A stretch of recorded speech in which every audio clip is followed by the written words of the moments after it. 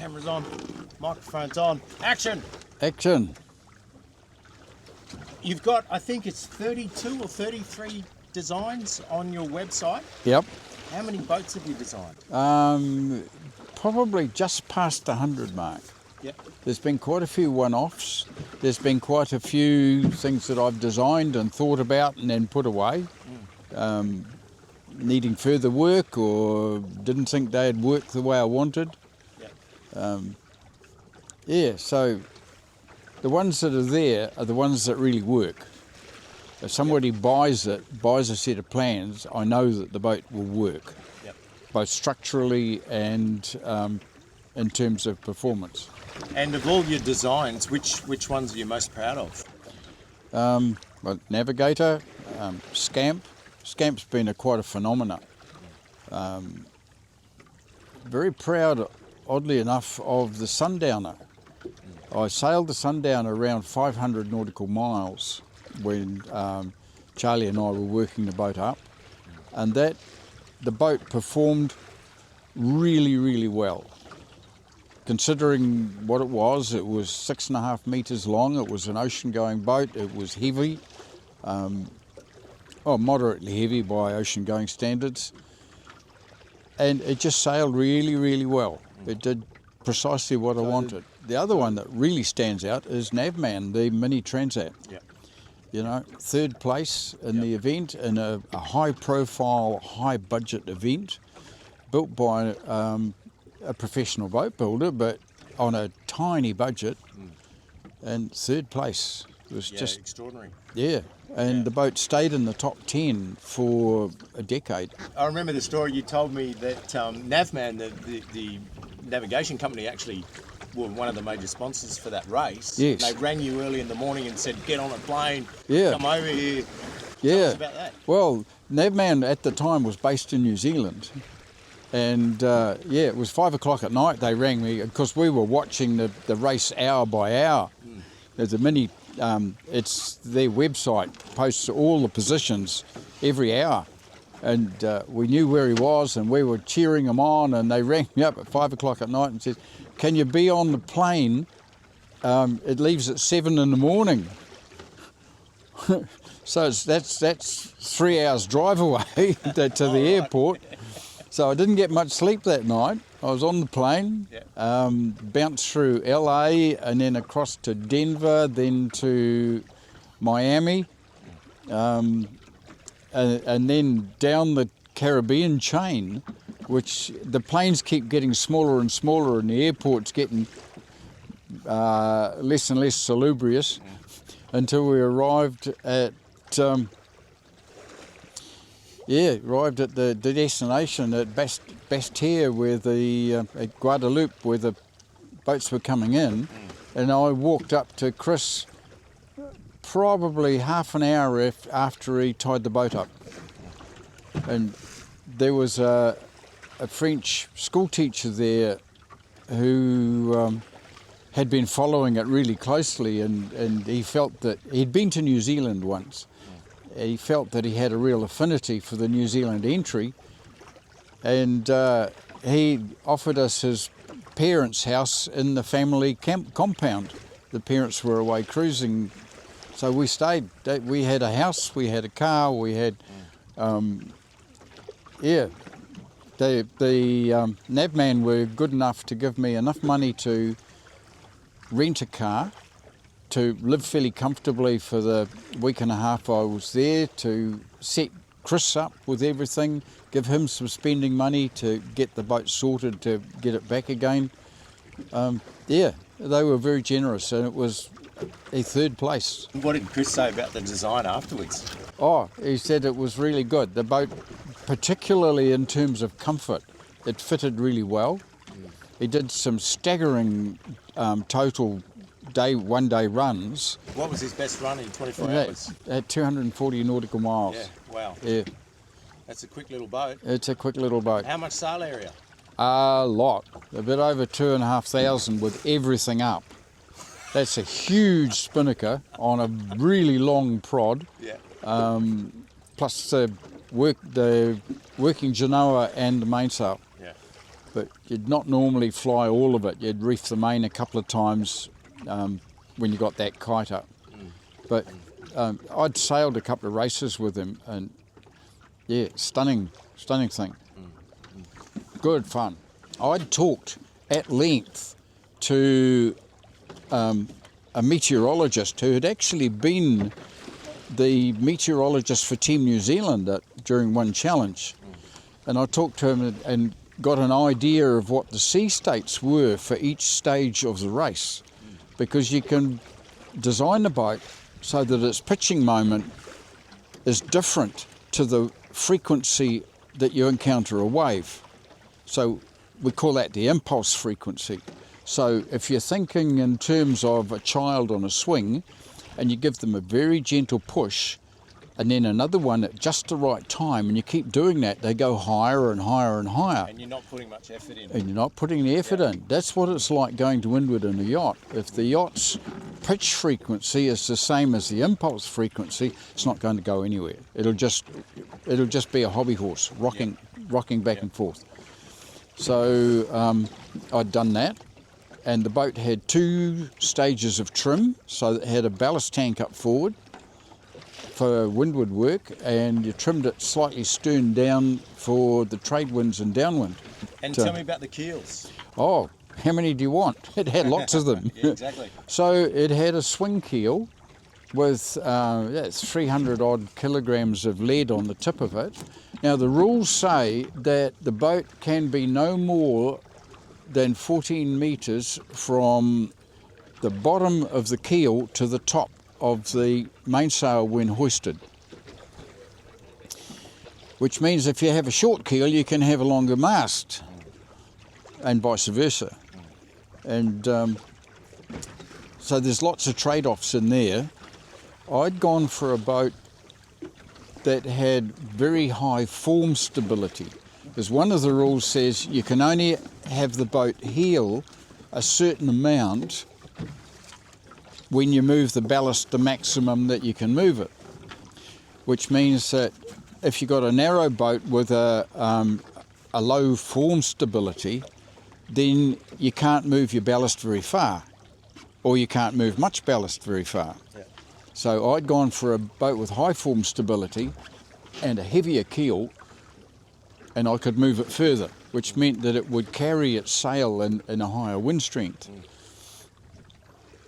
And then worked out ways of adding sail area without the extra height. So the boom, for example, was mounted on a pedestal just after the mast up on the cabin top, so there was no space much at all under the boom, particularly forward. And it had, instead of a vang, it had a full width semicircular traveller. Yeah, right. So you could control the sail shape by pushing the main sheet block down or up and sheeting it. So, yeah, and the rigging loads on it were, I sat down and worked out what the rigging loads would be, and they were astronomical for a boat that size. More like a 10 or 12 metre high-speed monohull than a little 6.5 metre one. It just had huge stability. So most of these swing keel boats have a pair of dagger boards around about midships or very slightly forward, and they'll be handed foils. So if you can imagine that the one on the port side of the boat has a foil that will be lifting when it's on port tack, and when you tack around and go onto starboard tack, that one goes down, the other one comes up, and it's a lifting foil again. I had a long think about this and thought, well, this will make the boat difficult to trim when you're sailing for self-steering. So I put a pair of dagger boards up in the bow. Again, they were handed foils, and the idea was that you sailed with the lee side one down, and you trimmed the boat by using the centreboard, which was right aft almost against the transom in the back of the cockpit, and you pushed that down until the helm went neutral, and then you just left it. and the boat would sail almost indefinitely. As long as the wind strength didn't change, it would keep going in the direction relative to the wind that you'd set. And it worked really well. But the boat's stern was so wide, because this boat's 6.5 metres long, 3 metres wide. The stern was so wide that a centreline rudder was an issue, and it was an issue for several reasons. One of which was that it wasn't going to be in the water if the boat was well heeled. So it had twin rudders, twin dagger boards forward, a dagger board in the after end of the cockpit, a swinging keel, so there was lots sticking out the bottom. Which, in theory, there was a lot of wetted area there, but in practice, only maybe half of the after one would be down, one of the forward dagger boards would be down, and they weren't terribly big, and it worked. In practice, it worked. It worked. Yeah, it was a fast boat. It was a quick boat. And the similarities with Sweet Pea. Yeah.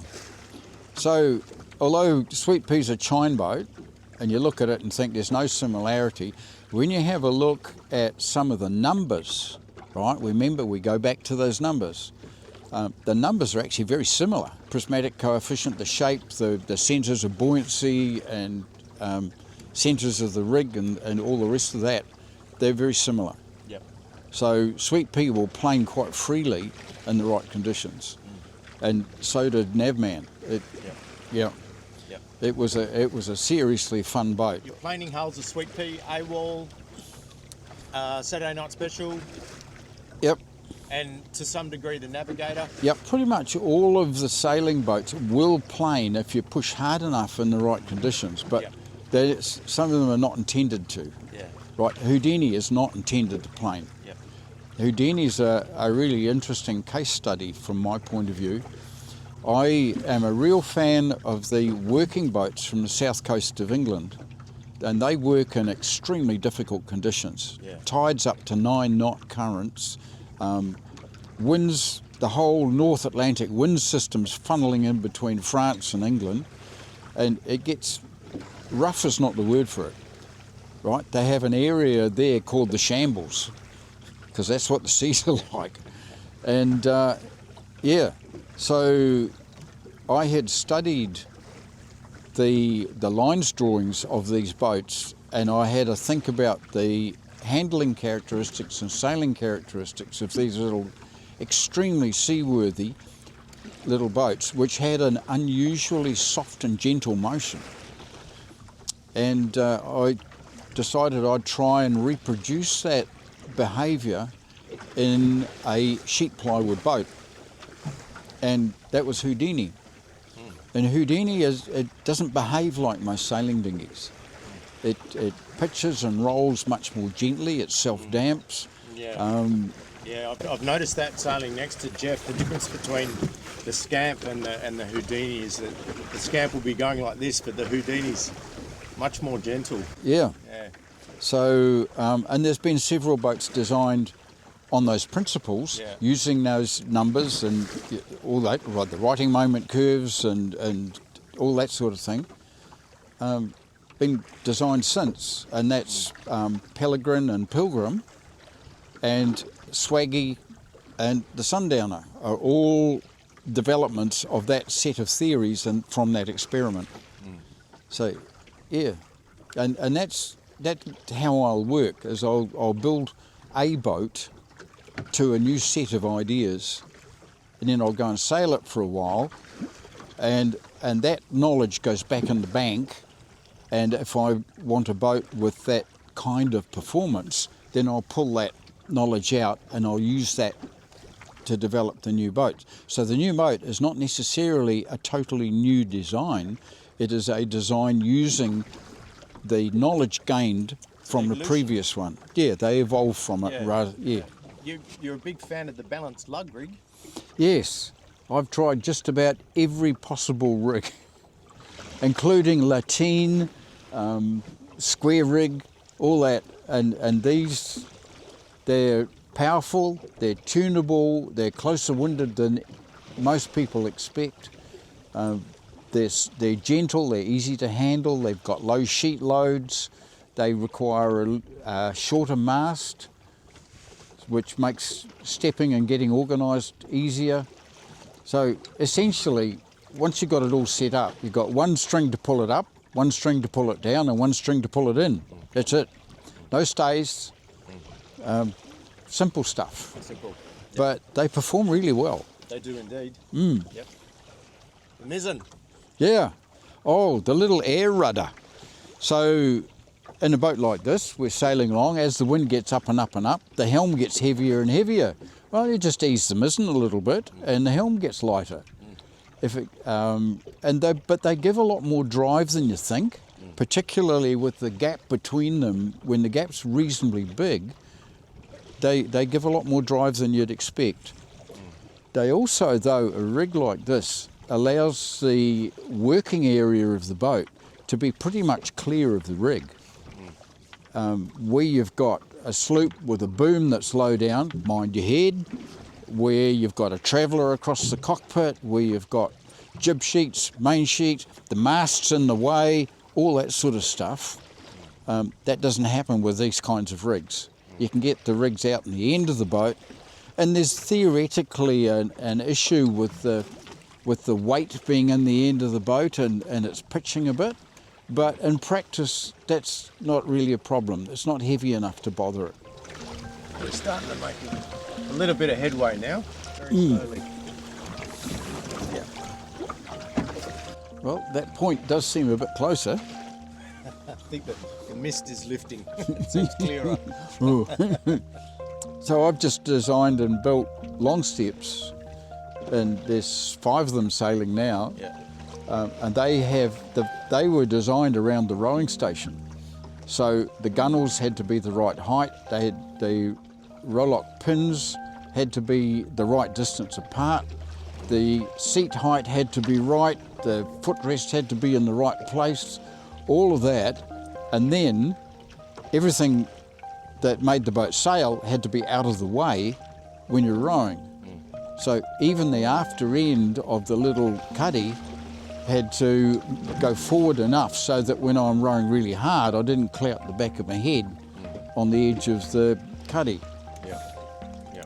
And that works because in part when you've got a yawl like this, the pointing angle is governed by how closely you can sheet the mizzen, right? Because the main bends the air as it goes through, and it is set more like a jib.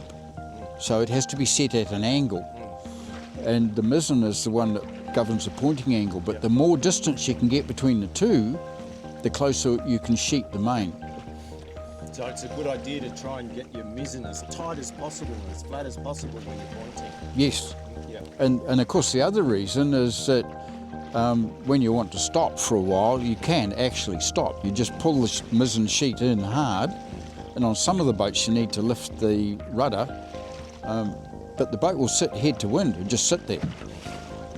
And which of course you can't do if you've got a cat yawl with no jib. You can't heave to in the conventional sense. But heaving to with the back jib, you're quarter broadside on to the waves. Heaving to with the mizzen sheeted in, the boat's head to wind. And everything goes all nice and calm. Calm and quiet, and everybody who's panicking and worrying can just sit there and you can make a cup of tea.